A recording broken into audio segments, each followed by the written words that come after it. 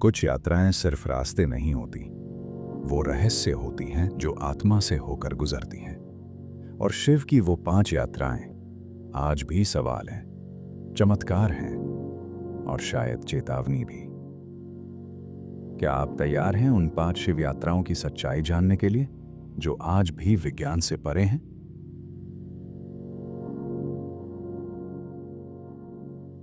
एक ऐसी गुफा जो साल में सिर्फ कुछ हफ्तों के लिए ही खुलती है, जहां शिव स्वयं हिमलिंग के रूप में प्रकट होते हैं, जहां देवी पार्वती को सुनाई गई थी अमरत्व की गुप्त कथा, और जहां आज भी दिखता है अमर पक्षियों का जोड़ा। क्या है इस गुफा का रहस्य? क्या आप तैयार हैं बाबा बर्फानी की अमर कथा सुनने के लिए? तो चलिए शुरू करते हैं। अमरनाथ गुफा, एक तपस्थली, एक चमत्कार। हर साल आषाढ़ से सावन पूर्णिमा तक लाखों श्रद्धालु यहां पहुंचते हैं, बाबा बर्फानी के हिमलिंग के दर्शन के लिए। जब छड़ी मुबारक गुफा में स्थापित होती हैं, तब शुरू होता है सबसे पावन दर्शन, रक्षा बंधन के दिन। क्या आपने सोचा है हिमलिंग सिर्फ यहीं क्यों बनता है? गुफा की छत से टपकती बर्फीली बूंदें और उसके बीच बनता है 10 फीट लंबा शिवलिंग। जैसे जैसे चांद छोटा होता है, वैसे वैसे हिमलिंग भी छोटा होता जाता है। गणेश, पार्वती और भैरव के स्वरूप भी बनते हैं बर्फ से। पौराणिक मान्यता है कि इसी गुफा में भगवान शिव ने माता पार्वती को अमरत्व का रहस्य सुनाया था। जब वो रहस्य सुनाया जा रहा था, तो एक शुक यानी तोता और 2 कबूतरों ने भी वो कथा सुन ली। कहते हैं शुक बाद में शुकदेव ऋषि बने, और आज भी कई श्रद्धालुओं को वहां अमर पक्षियों का जोड़ा दिखाई देता है। भगवान शिव ने कथा सुनाने से पहले अपने माथे का चंदन चंदनवाड़ी में, अपने गले का शेषनाग शेषनाग झील में, और अनंत नागों को अनंतनाग में छोड़ दिया था। ये सभी स्थान आज भी अमरनाथ यात्रा के मार्ग में मौजूद हैं। ये सिर्फ एक यात्रा नहीं, शिव की कथा को जीने की अनुभूति है। आप सोचेंगे, क्या ये गुफा हाल की खोज है? नहीं, ऋषि भृगु सबसे पहले अमरनाथ गुफा पहुंचे थे, जब पूरी कश्मीर घाटी झील में डूबी हुई थी। बाद में ऋषि कश्यप ने जल निकालकर घाटी बसाई और अमरनाथ यात्रा का मार्ग प्रशस्त किया। 5000 साल पुरानी गुफा, महाभारत काल से लेकर राजा सामदिमत चौथी इष्टियापीस के समय तक। नीलमत पुराण, ब्रिंगेश संहिता, कलहण की राजतरंगिनी, हर ग्रंथ में इसका वर्णन मिलता है। क्या आपने कभी सैकड़ों किलोमीटर नंगे पैर चलते हुए सिर्फ श्रद्धा और जुनून के सहारे गंगा जल लाने वाले इन कांवड़ियों की कहानी सुनी है? ये सिर्फ एक यात्रा नहीं, ये है आस्था, साहस और अदम्य शक्ति की मिसाल। हर साल सावन के महीने में उत्तर भारत के लाखों लोग कांवड़िए हरिद्वार, गंगोत्री, गौमुख जैसे तीर्थों से गंगा जल लेकर अपने अपने शिव मंदिरों तक पैदल सफर तय करते हैं। इनकी यात्रा शुरू होती है एक साधारण संकल्प से, लेकिन रास्ते में ये बन जाते हैं चलती फिरती श्रद्धा की मिसाल। कांवड़ यात्रा एक आस्था, एक तपस्या और एक जिद, भगवान शिव को प्रसन्न करने की। सावन मास यानी जुलाई अगस्त के बीच श्रद्धालु गंगा नदी से पवित्र जल भरते हैं और उसे कांवर में रखकर शिवलिंग पर जलाभिषेक के लिए पैदल चलते हैं। सबसे प्रसिद्ध यात्रा होती है सुल्तानगंज, बिहार से देवघर, झारखंड स्थित बाबा बैद्यनाथ धाम तक की, जो करीब 105 किलोमीटर की कठिन यात्रा है। यहाँ गंगा उत्तर वाहिनी बहती है, यानी उत्तर दिशा की ओर, जो भारत में बहुत ही दुर्लभ है। पौराणिक मान्यताओं के अनुसार ये परंपरा त्रेता युग में शुरू हुई थी। भगवान राम ने सबसे पहले कांवर में गंगा जल भरकर बाबा बैद्यनाथ को अर्पित किया था। यही कारण है कि उन्हें प्रथम कांवरिया माना जाता है। कुछ मान्यताओं के अनुसार सबसे पहले भगवान परशुराम ने गढ़मुक्तेश्वर से गंगा जल लेकर पुरा महादेव का अभिषेक किया। क्या आपने कभी सोचा है कि एक युद्ध के बाद जब जीत भी अधूरी हो तो क्या होता है? ये कहानी है 5 पांडवों की, जिन्होंने अपने पापों का प्रायश्चित करने के लिए हिमालय की गोद में भगवान शिव की खोज की। महाभारत के युद्ध में विजयी पांडव, लेकिन मन में शांति नहीं थी। गुरु द्रोण, पितामह भीष्म, सगोत्र बंधु, ब्राह्मण, सबकी हत्या का पाप उन्हें बेचैन कर रहा था। भगवान कृष्ण ने कहा, यदि दोष मुक्ति चाहते हो तो महादेव की शरण में जाओ।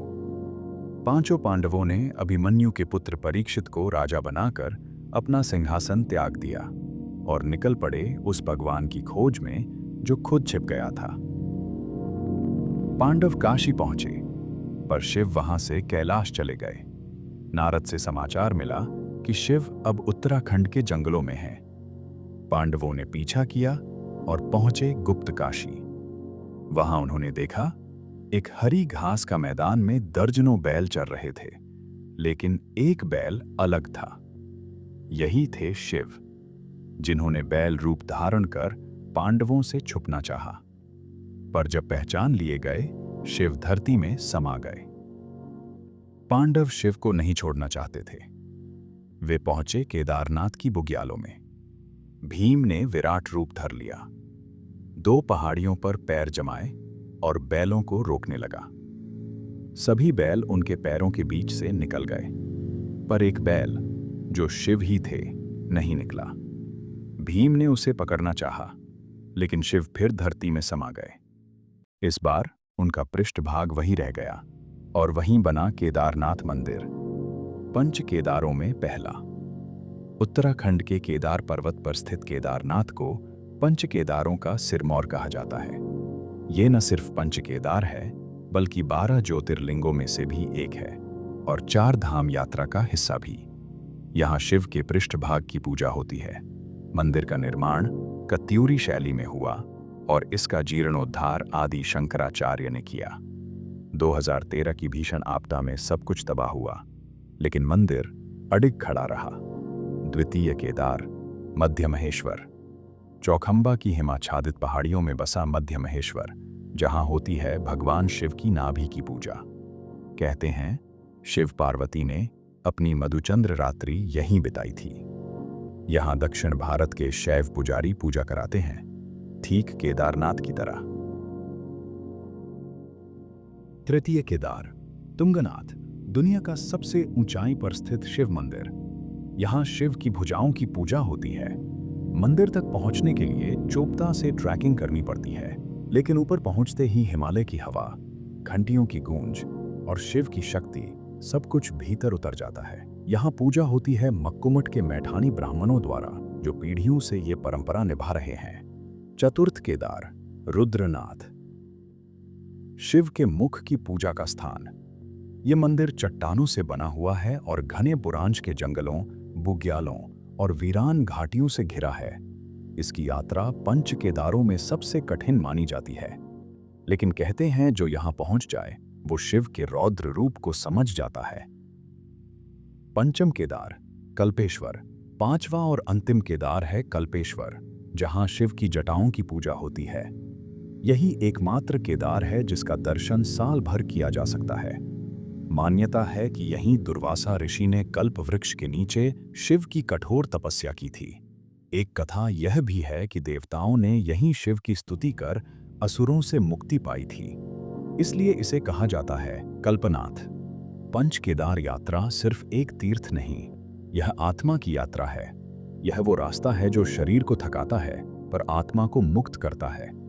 हर मंदिर, हर चढ़ाई, हर सांस शिव के भिन्न रूपों से आपको जोड़ती है।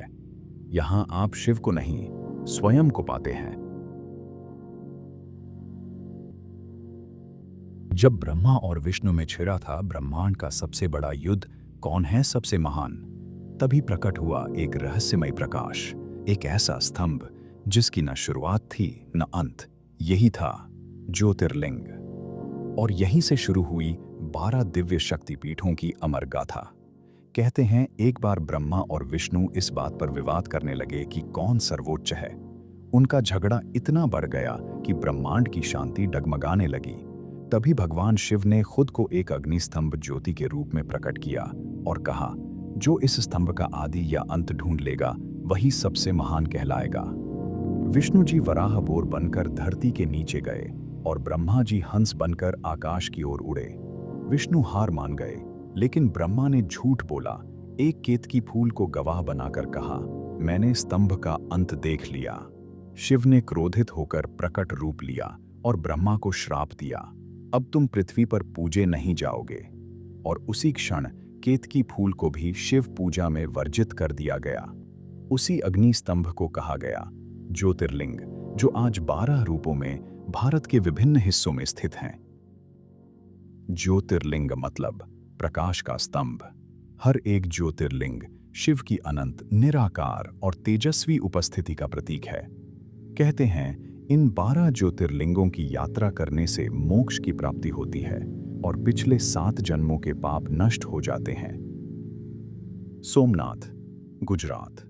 चंद्रमा की तपस्या से प्रकट हुए शिव यह पहला ज्योतिर्लिंग माना जाता है। इसे अनादिकाल से अस्तित्व में माना गया है। मल्लिकार्जुन, आंध्र प्रदेश। जब शिव पार्वती अपने पुत्र कार्तिकेय को मनाने दक्षिण गए, वहीं प्रकट हुआ यह दिव्य लिंग। महाकालेश्वर, उज्जैन। उज्जैन में एक ब्रह्म राक्षस को मारने के लिए शिव ने काल को भी जीत लिया, तभी से उन्हें कहते हैं महाकाल। यहां मृत्यु भी शिव के आगे नतमस्तक है।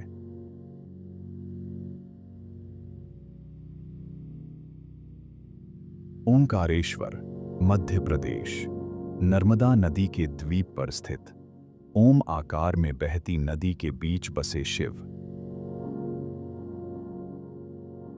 केदारनाथ, उत्तराखंड। महाभारत के बाद पापों से मुक्त होने के लिए पांडवों ने शिव को खोजा, लेकिन शिव छिप गए। अंततः वे केदार की भूमि में बैल रूप में प्रकट हुए। वही बना केदारनाथ। भीमाशंकर, महाराष्ट्र। राक्षस भीम ने जब पृथ्वी को अत्याचारों से थर्राया, तब शिव ने अवतार लेकर उसका संहार किया। वहीं बना भीमाशंकर ज्योतिर्लिंग। काशी विश्वनाथ, उत्तर प्रदेश। काशी वो नगर है जहां मृत्यु भी मोक्ष देती है।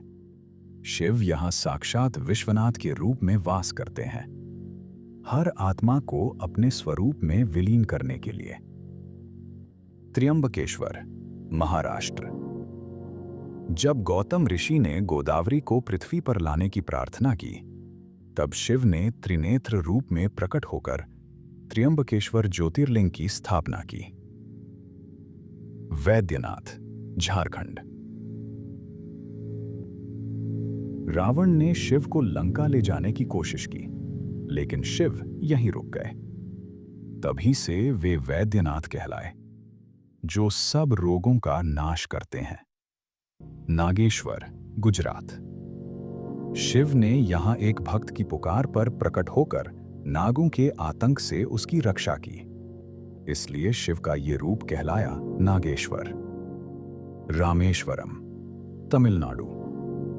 लंका पर चढ़ाई से पहले श्री राम ने शिवलिंग की स्थापना की थी, ताकि विजय से पहले शिव से आशीर्वाद और मोक्ष का वरदान मिल सके। शिव और राम का मिलन स्थल। घृष्णेश्वर, महाराष्ट्र।